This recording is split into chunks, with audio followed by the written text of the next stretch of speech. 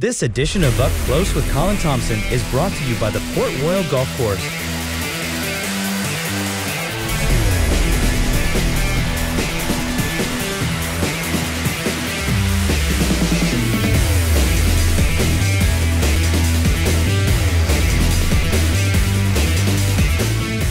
And welcome back. Steve, I just want to go back to the local field. Obviously, we've got, representing Bermuda this year, we've got the evergreen Kim Swan, a former, comes with loads of experience, a former player on the European tour, multiple Bermuda Open winner, et cetera, et cetera. He's going to be back this year. Thoughts on him? First, he's the chairman of the board of Port Royal Golf Course. For me, it's amazing to see him. He's in his 65th year.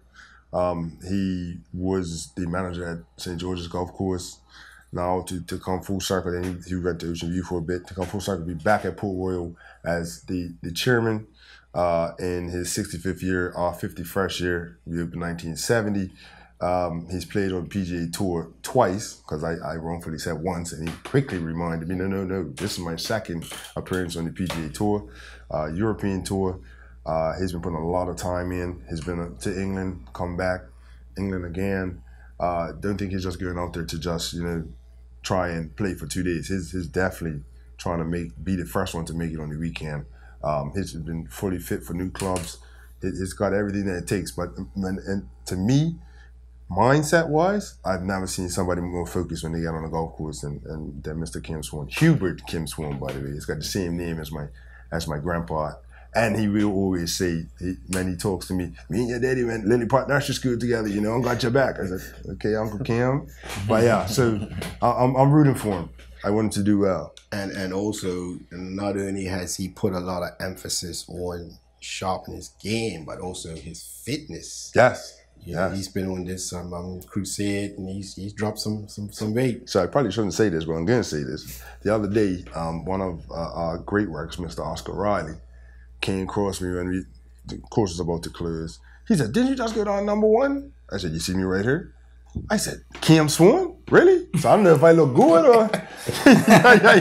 So he mistaked me for Kim, and Kim was a bit bigger than me at one point. So yeah, he's really worked on his fitness. Is up 5 a.m. in the morning with his caddy I could share that information. He just let me know would be young Samson Douglas will be his caddy for the event. So he's been training him in the gym and getting ready.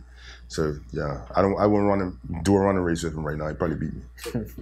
Then of course we've got Michael Sims, Javon, and Sims also has a lot of experience playing overseas on the overseas tour, the Web.com, which is like the second tier. Was that the second tier? Yeah. So Mike played on at the time it was a nationwide tour, which is now the Corn Ferry, and he had several years on that tour. And Mike is a really, really good player. I think people don't understand, how good Michael was when he was playing. He's won a couple really big amateur events. He won a North-South at Pinehurst, #2. Yeah. And Mike also shot a 59 in competition. And I think at the time that he did it, he was the sixth or seventh person to do that in competition. So like Mike can really play, and I'm anxious to see what he's going to be able to do next week. He definitely can play, and again, we wish him all, the best. And Jared's back this year. Yeah. We touched on him earlier. He's excited. Yeah, I'm sure. He's and excited. he's had a great year. He was steady on the Moon Gate, and he's been over to Paris to represent Bermuda at the World Team Championship. Yes. So, he's got a lot of golf under his belt this year. Absolutely. Jared's a really good player. I've played with Jared quite a few times. He beat me out pretty bad in the match play this year. And I deserved it, but he played really well, and that's the thing with Jared. Like, a bad round for him is never like really that bad. His standards are very high, so in his mind they're bad rounds, but it's 2 or 3 over when his expectation is 2 or 3 under. 2 or 3 under, right? Yeah. And playing a lot with Nick and watching Nick, because I'm there every day, like these guys. Nick's put a lot of work into his game, into his craft, and he's out there beating balls, chipping and putting. So to see him qualify, it didn't surprise me one bit, because I've seen the work that Nick's put in this year, and I played with him last year in the qualifier, and if he didn't have a bad hole on 13, he would have been in the event last year as well. You know, so you know, I'm proud of Nick. I'm proud of Jared. I'm proud of Mike. You know, they played well and they deserve their entrance into the Butterfield Bermuda Championship. And I think coming up on 18, Jared two-putted for par to stay, in the hunt for the spot. But as he was approaching, I was thinking about the Moongate when he came to 18. And I think he triple bogeyed. I was like, whoa! And I remember what he said. You know, he's got a bad history. You know, he's got a jinx at 18, and I'm like, well, I hope that jinx don't bite him today, and but credit to him, he dealt with it. Really, Mac. A long putt though. Sorry, he had a long putt in the qualifier.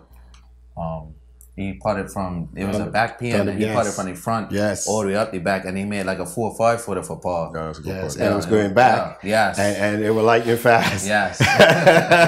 One little touch, and you be back down the front. Real or worse. And then Willie Mack, we didn't know at the time, but afterwards, the organizer announced that he's now got the sponsors exemption to the main event, the Butterfield Bermuda Championship. It was a pleasure meeting him. And I read a bit about his story. I didn't know prior, but it was interesting. His journey and the sacrifices that he's made in pursuit of his dream of playing on the PGA Tour. And actually, he's trying to qualify this week at the Corn Ferry. Stage 2. Q School. So we wish him luck in that as well. I did feel for Joe Hooks though, because I don't know if you saw that part, but he was on the edge. From winning. And it had to go to a playoff. I was waiting for it to drop because the wind was up, and I'm thinking, okay, the wind's going to be. I don't know how that ball did not drop. I don't either. He was really unlucky. Really unlucky. And I think that would have been his first win on the APGA Tour as well. And then it turned out that we actually ended up giving an exemption into the event that we weren't, we hadn't planned on that. All of our exemptions were laid out, and we made the phone calls and whatnot.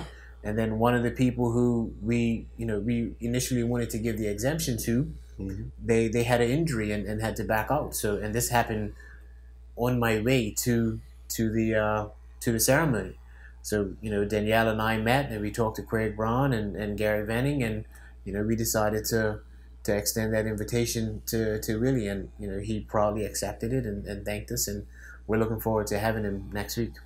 Are they going to be back as well next year? They will be, Is that what's the contract for that? That's the term for that? It was a 2-year. 2 year, But they had such a good time, they'll come back as many times as we can do it. One name we haven't mentioned who actually plays on that tour overseas, Daniel Augustus. And unfortunately, he can't come back. Again this year. This is the second year. But knock on wood, maybe he gets an opportunity. And we did touch on some of the youngsters that are coming through. Bashard, one stroke or outside of the playoff. Or potential playoff. But I think he just slipped up at 16, so he was almost home and dry.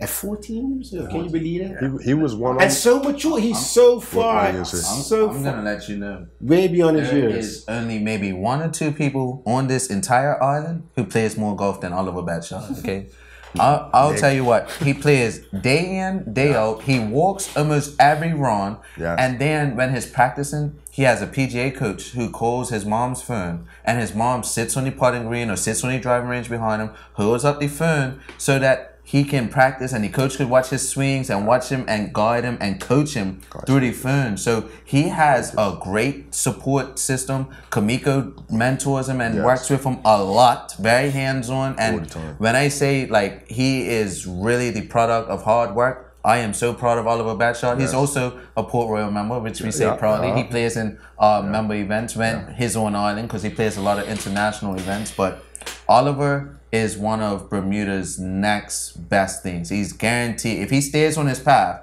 and he keeps the right people around him, he's going to be a name that you yourself will be saying a lot of. You'll be sitting here for sure. One day.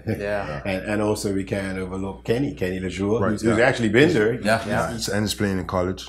If Oliver would have won this year, he would have been the youngest to play on the PGA Tour. If he would have qualified, I should say. By 1 year. Kenny is the youngest at this time. So it would have been 2 Bermudians. I had that in my notes. I had that in my notes. And I talked to Kenny a lot. He didn't like the way he played, but he's remaining positive. He's over at Butler. He's playing golf in college now. He's a freshman in university, so he is playing on the golf team. But he's definitely looking forward to next year too. I keep in contact with Kenny a lot, so we talked about things, and he's looking to grow and return to his fine form that we all know his gotten attained. And real quick, I just got to mention Christian Collins, because he was also in the qualifier field as well. Him and his little brother Sebastian, they play in Europe.